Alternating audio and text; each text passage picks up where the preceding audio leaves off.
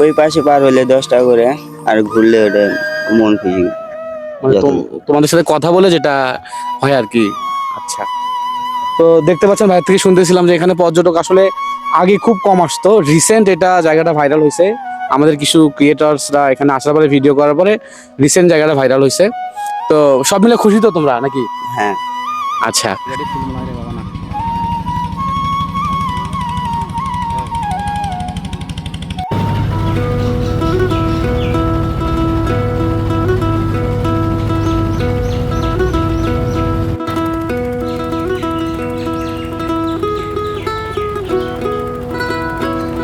আসসালামু আলাইকুম। আমরা এখন অবস্থান করতেছি আমাদের সারিয়াকান্দির বগুড়া জেলার সারিয়াকান্দি থানার কালীতলাতে।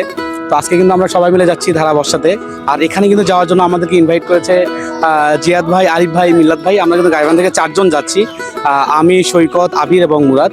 সো আজকে কিন্তু বগুড়ার ঐতিহ্যবাহী আলুঘাটি যেটা আছে এটা দিয়ে কিন্তু আজকে আমাদের পিকনিক, এবং এটার পুরা স্পন্সর কিন্তু জিয়াদ ভাই।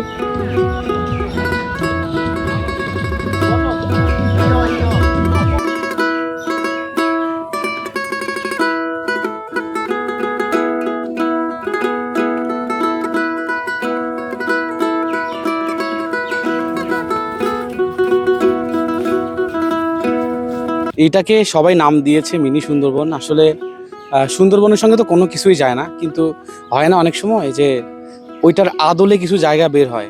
ঠিক এই ধারাবর্ষও কিন্তু সেম। আসলে আমাদের বগুড়া জেলা থেকে সারিয়াকান্দি থানা হয়ে যে নদীর এই পার আমরা চলে আসছি। তো এখানে এসে আসলে জীবনটা মানে উপভোগ করতেছি, লাইফটাকে উপভোগ করতেছি। আসলে এটা বললেও ভুল হবে, কিন্তু ওই সাধ্যের মধ্যেই সবটুকু সুখ বলতে একটা বিষয় আছে না, এটাই হচ্ছে সেই বিষয়টা।